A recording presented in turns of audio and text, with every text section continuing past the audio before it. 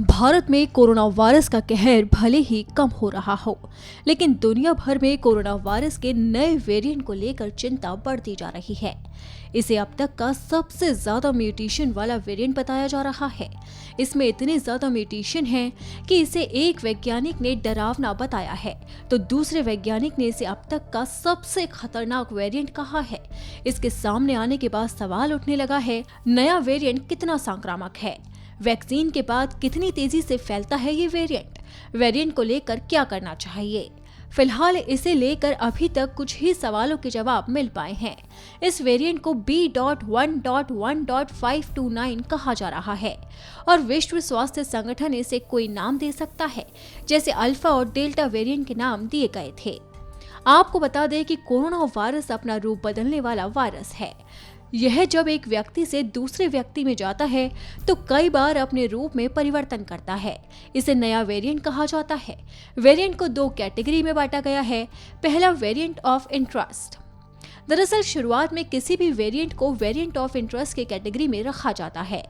इस पर वैज्ञानिक रिसर्च करते हैं, डाटा जुटाते हैं और पता लगाने की कोशिश करते हैं कि क्या वायरस का यह वेरिएंट खतरनाक है या नहीं।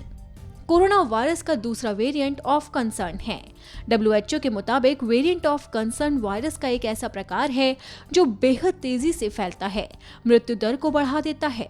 इस प्रकार के वेरिएंट पर नजर रखना बेहद जरूरी है। अब सवाल आता है कि कितने तरह के वेरिएंट सामने आ चुके हैं और किसे वेरिएंट ऑफ कंसर्न में रखा गया और किसे वेरिएंट ऑफ इंटरेस्ट में।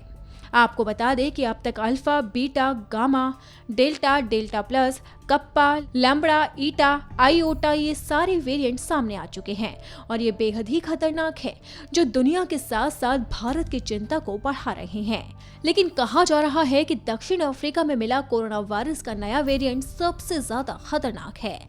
मुद्दे की बात तो ये है कि इसकी वजह से पूरे देश में 100 से ज्यादा लोग संक्रमित हो चुके हैं। इधर इसी खतरे को देखते हुए भारत सरकार भी चिंतित है। भारत सरकार के स्वास्थ्य सचिव ने निर्देश जारी किया है कि भारत आने वाले सभी अंतर्राष्ट्रीय यात्रियों की सघन कोरोना जांच की जाए।